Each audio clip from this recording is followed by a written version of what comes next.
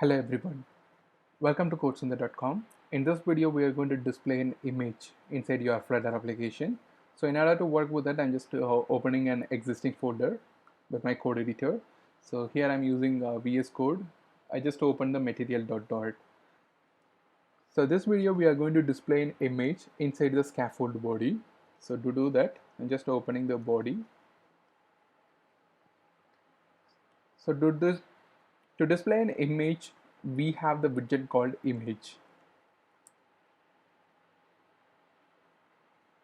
Image widget, it has four ways to display an image. So first one is an asset. In case if you want to display image from your project folder, so we can use the asset.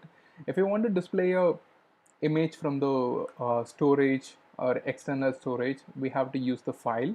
And if you want to use the memory, we have to convert the image into the string. Later we can display it. And network is used for displaying an image from the network. So first we will learn how to display image from the network. So it's very simple. So image.network. So here we need to pass the source of the image. Okay, so I'm going to display a world map. So this is the link for that. I'm just copying it and paste here. Just save the file and run the application.